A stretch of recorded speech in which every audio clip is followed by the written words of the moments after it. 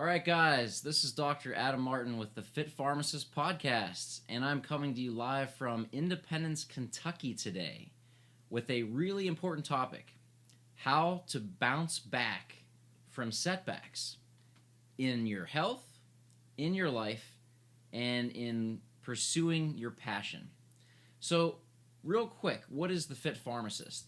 The Fit Pharmacist is not a person or place, but it's a movement in the profession of pharmacy to lead by example in healthcare by literally putting the health back into healthcare. By taking care of our own health, we care to function in our optimal capacity, both physically and mentally, to better serve our patients. But guess what, guys? There are more professions joining in the movement, wanting to live out their full potential as practitioners through living a healthy lifestyle. By doing this, we can empower our own patients through the example we set ourselves. It's more than just pharmacy. It's broadening, it's spreading, and this is a good thing for not only our patients, but for ourselves as healthcare practitioners. It's bringing health back to healthcare. Nursing is huge in healthcare. Love our nurses. Pharmacists love nurses. Nurses love pharmacists. I don't know. There's a lot of mishmash among there. What would you say, Kevin? Nurses love nurses. Oh, I can't believe he said it. He crossed the line. Well, pharmacists love nurses, unbeknownst to the nurses. We actually do love you guys. And today, we have a special guest representing the nursing profession. A colleague and friend and soon-to-be doctor, Kevin Brunacini. Residing in northern Kentucky, Kevin Brunacini is a licensed and certified family nurse practitioner, a personal trainer, and operates his consultatory weight loss practice, the Diet Doc of Independence, Kentucky. Once morbidly obese, Kevin can relate to the importance of nutrition and sustainable behaviors to keep the weight off. Our country does not have a weight loss problem, but rather a weight maintenance one. He knew in order to help his patients develop healthier lifestyles, he would need to do the same. Guys, over the course of 4 years, Kevin lost 121 pounds and has kept that off for nearly 6 years through healthy, sustainable lifestyle modifications and established himself as a health leader. Kevin's clinical experience has focused primarily in endocrinology and is currently pursuing further studies to earn his doctorate. There are 98 days left. Other than a passion for nutrition in school, Kevin is happily married, has 2 extremely spoiled black labs, and is an avid bass player and singer. Oh, yes. Kevin, welcome to the show. Happy to be here, Adam. So, Master Kevin, you have lost over 120 pounds and kept it off for over 6 years. True. First off, congratulations. That's freaking fantastic. So, in that process, let me ask you a question. Was that a linear process? Not at all. Okay. In that time, were there days you lost weight, followed by some days that you did not lose weight or even gain some weight? Oh, yes. Every day, every week. Now, that's day by day, but what about weeks? So if you look at overall weekly progress through your health journey, were there weeks when the average weight fluctuation was not down, but an actual weight gain? Frustratingly so. But overall, throughout that entire process, from the start over 6 years ago to present day, you lost over 120 pounds.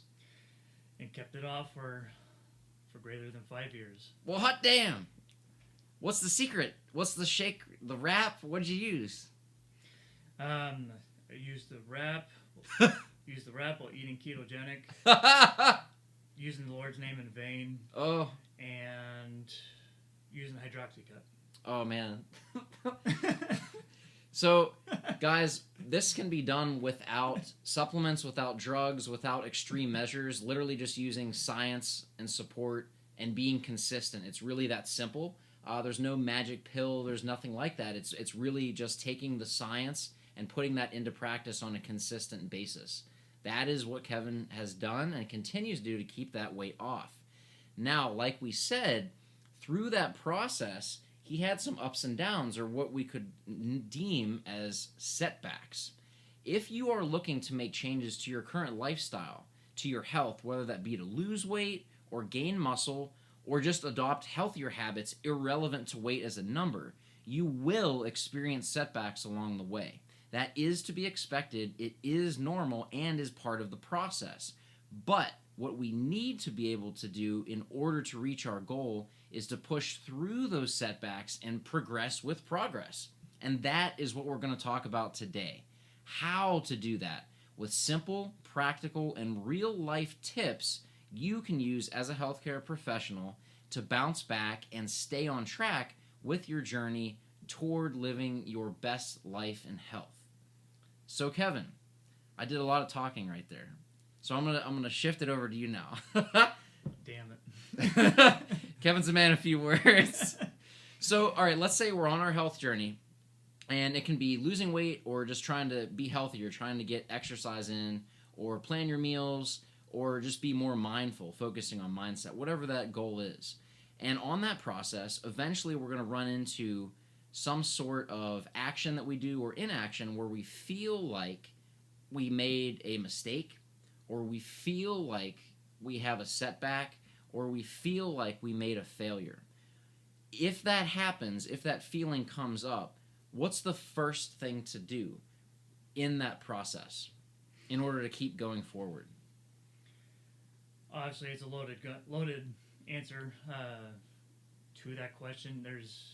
First thing is to know that a mistake is not inherently bad. Failure is not inherently bad unless you are going to perceive that as such and not do anything about it.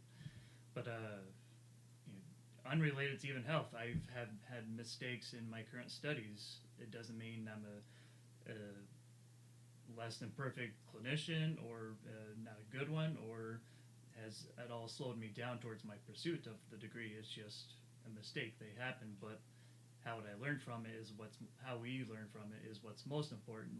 Whether it's nutrition, health, exercise, family, spirituality, marriage, all of it. We're going to have mistakes, and I don't know why we will think otherwise. That's never going to happen. It's just that's what you mean life's not perfect? No, it's not fair either. Oh, facts be told. I quote myself. So the first step is to acknowledge that and bring awareness to that feeling we have. That's what you're saying, is seeing that life is not perfect and just being real with reality. So once you've identified that, what would you say the next thing is? So would breaking it down, like we look at the feeling we have with the result we don't want or a result we did not intend. So after we've identified it, what would the next step be? After a mistake has occurred, the next logical step is to assess what happened, what didn't happen, perhaps. But this is going to be strictly staying on health and wellness, especially if it's in the realms of emotional eating. You didn't mean to eat something, or you went overboard. That doesn't help in healthcare. Not at all. No. We're surrounded by stress in healthcare.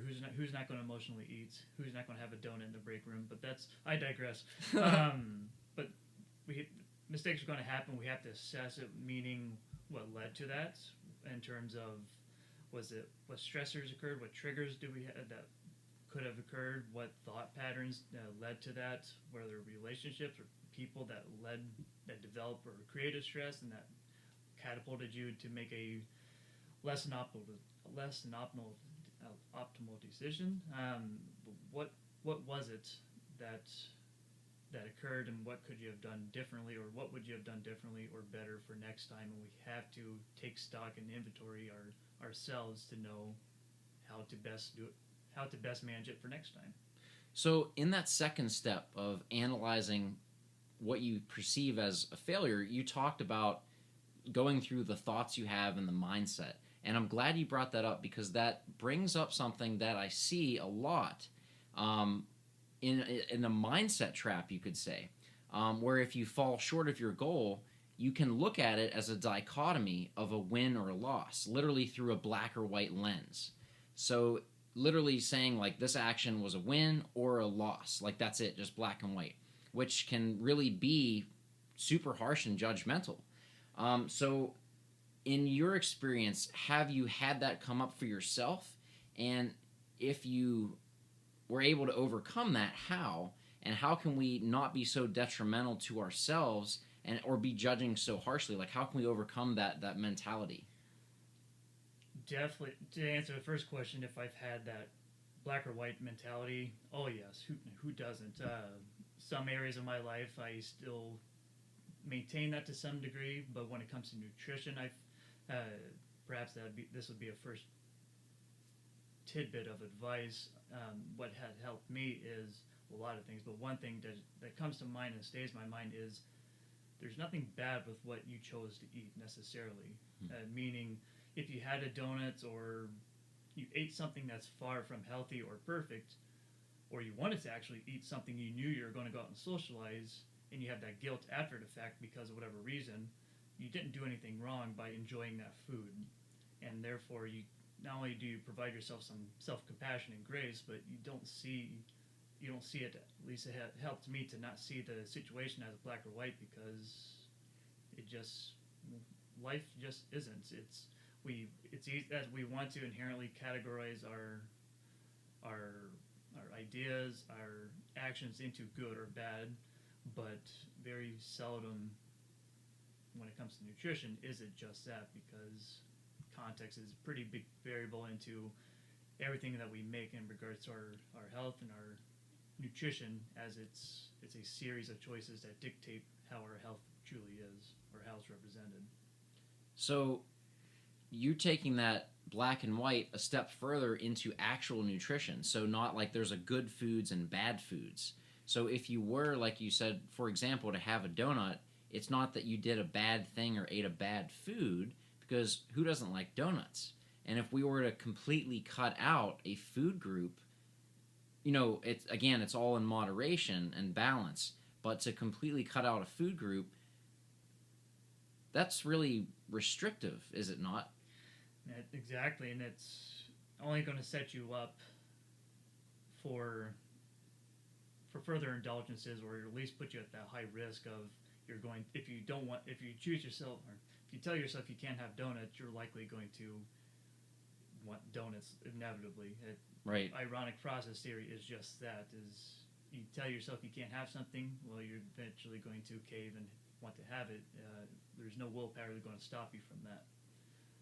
So it's really about moderation and flexibility. I know for me personally, I years ago tried the quote clean eating track where I would not have any food groups of ice cream or pizza or donuts or those calorically dense, nutritionally lacking foods. And just like you said, all I would see is, oh, if you were at a party or a social event or a work function, you would encounter those, and all you would think is, I might not ever see this again. Or like on your birthday, I better eat all I can because I never know when I'm going to, have this quote opportunity again, which can lead to overeating or binging, which leads to this, oh, I did a wrong thing, because in that mentality, we've defined that those are, quote, wrong or bad foods, and if you partake, then you feel, quote, wrong or bad, which is a very vicious cycle. Have you ever experienced that? Yeah, it was just coming to my mind that one of the most epic and most I don't even want to say remember or most memorable binges because I don't want to remember them, but the most recent one that I had, which was 4 or 5 years ago maybe. I remember it was actually out of celebration rather than remorse or from a negative emotion that I was feeling. I just was wanting to celebrate my wife finishing a marathon, so I had planned for it, knowing at that time I was following more of a clean eating protocol, unfortunately, and therefore I wasn't giving myself opportunity to eat Oreos any other time, or donuts, or Doritos, or I guess anything else that I would. I just couldn't have those because it wasn't within the rules of clean eating. Yeah. But when I had the opportunity to do so, it just was a flat out binge. I woke up like it was Christmas morning. I couldn't sleep because I was so excited to eat, and that's to me it's just foolish. I shouldn't be waking up and have an excitement to eat something like that when normally I could just eat Oreos any other time because it's an Oreo, for goodness sake. Right. In fact, what had helped me kind of transition out of clean eating mostly, but what transitioned out of this mindset was it's not my Thanksgiving dinner. Meaning I can have these foods any other time if I choose to, if I allow that flexibility and understand that nutrition is a budget. It's not a good or bad food dichotomy. But if I want an Oreo, I can budget that in. But moderation is a matter of I can have an Oreo, I can have 2 or 3 if I really wanted to, but Scandalous. I can have some if I really want to, if I desire that, but I'm not neglecting the basics of health by meaning still have high quality proteins, healthy fats, unsaturated fats, and mostly complex carbohydrates. I don't neglect those while I still have indisposable calories to reserve towards things that are taboo in most other, any other diet dogma approach out there. Right, so it's more of a balance, fitting in those foods, those indulgences within reason, more like an 80-20 rule, where like 80, just in general, 80% are your quote clean, nutritionally dense foods, and 20% is wiggle room for those indulgences that you like from time to time in moderation.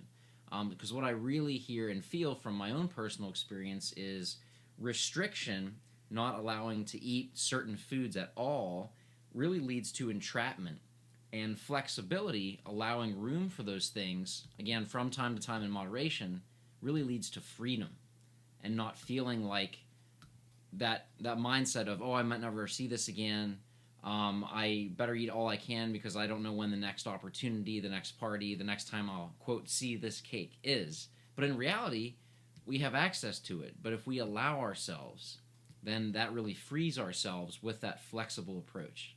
Now, with that mindset, another mindset trap that I see people fall into, and I myself have had experience with this. Let's say it's Thursday, and you're on track. The end of the week's coming near, and you're at a social gathering, you eat more than you anticipated. And again, that feeling of failure, or you just had a setback, and then you start thinking, well, it's Thursday. The weekend's coming. I'll just restart on Monday. What the hell? So tell us about what the hell effect. Is that a real thing? What is the what the hell effect? It's I wasn't expecting that. What the hell, man? That's what you're supposed exactly. to say. What the hell phenomenon is that response we get to when we, at least in my mind, my interpretation is when we get to that crossroad of we have to make a choice, and it's much easier, or we rationalize it's much easier to say, what the hell, F it, it's the day's already ruined, as one example. In most instances, that's what I experience, not only for myself, but experience with a lot of clients, is that they'll just, hey, what the hell, this day's done with, or this day's going to be blown because I'm going to be eating this. Might as well just not care and just, forgo my whole values, my whole process, and worry about Monday because that's just arbitrary day of the start of the week that, if there's a problem, I'll just wait until Monday to fix it instead of now. That's the trap, is what the hell, I've already screwed up. I might as well dig a deeper ditch, because guys, we'll slip up from time to time. Any of us will. It's part of the process. But if you slip back 10 steps, you're going to bounce back eventually, be that the next day or Monday. So you'll, quote, make up or go back those 10 steps the other way. So why would you keep going and set yourself back an extra 30 steps by realizing you had 1 or 2 servings more of ice cream than you thought, and then add on top of that a whole pizza, a candy bar, and then, carry that on like, oh, Saturday, it's the weekend, I'll have that again, and then Sunday. So then you have to, quote, undo that sort of mistake or mindset trap, or whatever you'd say. So how do we overcome that mindset trap of what the hell, I might as well? That's tough for me. I can't recall in my struggle with obesity. I don't recall having a downward spiral. If I did one day, it led to the whole weekend. I guess if I had to, I did that for 10 years. I neglected myself long enough, but I can't recall just one decision leading it to a whole weekend, to a week, to a month. It was a one day. I feel miserable. Why would I do that? Why would I continue to do that another day? I was enough. One night was enough, so I would just get back to it. And the word that comes to mind when we're talking about this and talking about this concept with Dr. Corey Probst is a word is recoil. We're going to have slip ups. It's inevitable. To be expected. It's part of life. We have to deal with it. So it's a matter of knowing that's going to happen. It's a matter of recoiling. We want to have that turnover rate from an episode or something happening that was against our expectations, and we want to minimize that time from when it happened to getting back on the horse or getting back to baseline or normal behaviors, whatever that would be, and reducing that recoil time little by little. That's ultimately going to get you to that long-term success, to where it won't be a problem, or it's not going to affect you like it once had. Way to go. Oh, special guest comes on the show. Becky!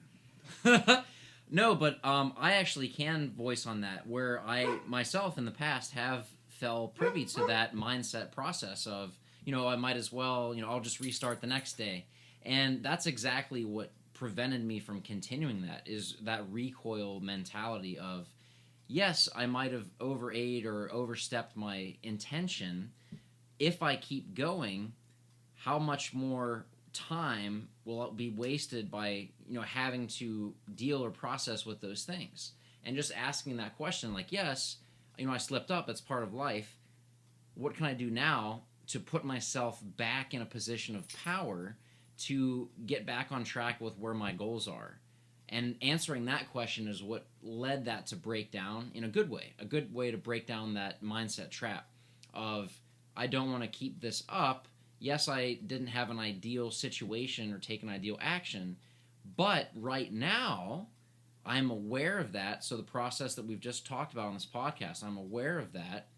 I identified the triggers, whatever they may have been, social pressures. For me, if I'm thirsty or tired, that tends to lead to overeating or going outside of my intended plan initially. And then saying, what can I do about it now? Because right now I'm in a position of power to take action, whether that be the action of stopping the action of eating or realizing that, there's a way to turn this around, and it's what you can do right now.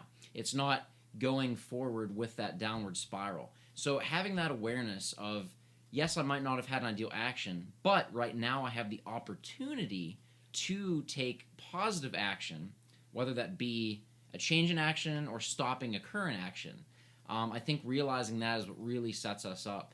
And for me, in the healthcare setting as a pharmacist, being aware of that and those tendencies, so reflecting, will really help paint that picture, because a lot of times, especially in a stressful environment, and that's for another time, is talking about environmental triggers, being aware of what those are, what leads to those actions, can really help us to, stop ourselves in the moment, or just be aware and present to analyze in that moment where we are and what actions we can take to change our course back to a course of progress, and not judgment that we failed or had a setback, but really a course of, how can I best serve my purpose? What can I do that will be useful to my goals? What can I do right now that will be helpful to me and to what I'm striving toward? I think to add to that, what has helped me most, I'm very pragmatic in life in general, but when it has come to my health, except for the first maybe 1 or 2 years of the dieting process and just being naive, I suppose, but When it came to emotional eating, I was rather pragmatic in identifying what was a trigger or what led to that, and it usually was some food that I just really liked. Just it was just a matter of separating, being away from it until I had stronger tendencies or stronger.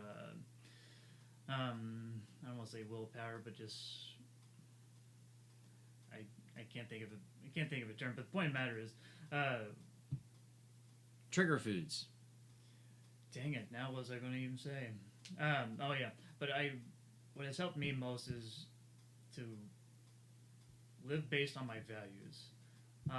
If I had an episode and that's how it occurred, what ultimately what value was I compromised, or what was compromised based on my values at that moment? Was there a sense of connection? Was there a sense of competence? Was there a sense of autonomy threatened? To me, being able to identify something that simple would allow me to now be able to prevent it and develop a work plan to make sure that I don't go down that pathway again. But uh, I'm a man of values, so if I'm not living to its highest potential, whatever value may be to me, then my I'm not living at my highest purpose, and therefore, if my choices should reflect my values. And now I feel I'm just kind of rambling. No, not at all. That actually brought up an excellent point. So the wellness director and vice president of the Diet Doc, Dr. Corey Probst, who focuses and is, in my opinion, the world expert and pioneer on health psychology, focuses on self-determination theory, looking at what you just described, the three basic psychological needs, the competency, right? Mm-hmm. So do you want to touch on those real quick and just give a brief explanation? Because again, the first step in this process is awareness and identification. So if we can do this, that can really open the doors for a lot of people, I think. The Self-Determination Theory by Ryan and Deci, it's a motivational theory, and I wouldn't consider motivational theory, but perhaps more of a positive psychology theory about we need three intrinsic values we need to maintain in order to maintain some sense of motivation for ourselves, and that would be autonomy, a sense of free will. For sake of simplicity, we have to be able to choose or not have our choices be made for us. We should be, if our goals, we should be the ones to make that and choose what's best. I can do it. Competence is the second, so a sense of self-mastery, just like nutrition. You can have the best plan, but if you have a damn clue about what you're going to do or what it means, that sense of competence, that ability to master the skills of nutrition is not going to matter if you don't understand the concepts of nutrition as a whole. So to me, competence is critical. It's probably why I'm in my 12th year of school, because I just can't get enough. I love to learn, and therefore I love to have that sense of competence for myself. That's the second. I so smart. And the third is one that's very simple, but we can't ever downplay the importance of support, connection, a sense of belonging. And this is different than just having support from family and friends of just good job, rah rah, that type of thing, which I frankly don't care about. But being an introvert, I love close-knit connections. I want to be and feel belonged by others. So, and this is kind of like a higher grade than just basic their support. This is you are belonged, you are loved. We truly are supporting you, but we're going to follow through with you every step of a process, or any barrier that would come your way. We're going to be there and help pick you up to get you through it, whatever that is. And that anytime those are threatened, that's when we go into this all or flight or fight mode. And oftentimes in the realm of nutrition or weight loss, that's when we typically have those risks of overeating and binge episodes or isolation, whatever may be kind of an obstacle towards us. But that's when we typically go in those knee-jerk moments to not make the best decision. So guys, breaking it down, because Kevin said that perfectly, if I may say, but breaking it down into three main thoughts. The first one being, I know what I'm doing. The second one being, I can do this. And the third one being, I am part of a team.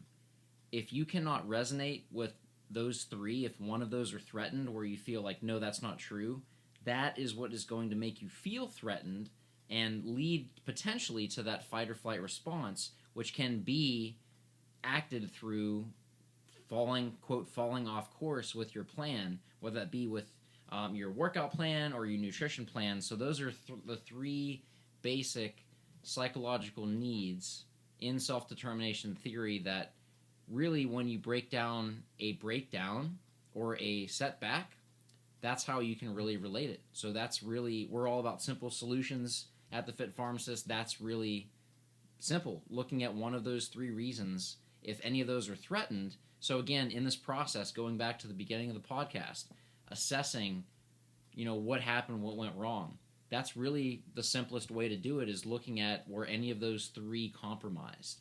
And if you can answer that, then you can see how or why or what led me to feel that way. And if you can address that and come back to a state of homeostasis or empowerment, that will allow you to get back on track. And like Kevin said, recoil back to where our goals are, onto our path that we have towards progress. Simple enough, right, guys? Super simple. Excellent. So with all that being said, was there anything else you wanted to add, Kevin, as far as tips to get back on track, or traps or things that you learned through your journey that really stood out to you, other than really looking at the three psychological needs? We'd be here for a long time to... Yeah. Especially, it'd take a long time for me to try to remember, being that it's been 7 years since really struggling with weight loss. Even though I did have, and perhaps this is something that's often maybe not addressed even, but even in my maintenance phase, I still had these issues to some degree. It's not just I lost weight, I'm thin, I'm healthy, great. They don't exist anymore. They're just as prevalent or just as risky, because you're at a new, perhaps even more just as compulsive when you're in a leaner state, because you've perhaps never been that way. You want to maintain that. You become a little bit more of protective of wanting to maintain that. Therefore, you go to even more further extremes to stay there. And that, I found that to be true of myself at one point, where I dabbled into rather extreme dieting measures to maintain that leanness, when it was just unrealistic and unsustainable. And it took just as much effort to bounce or to get out of that than active weight loss. So it holds credence that maintenance is still just as difficult. Still have to have behavior implementation of what makes you tick, what are triggers for you, and ultimately what are your values in trying to maintain, because that's what's going to dictate your behavior, or dictate your thoughts, what's going to dictate your behaviors.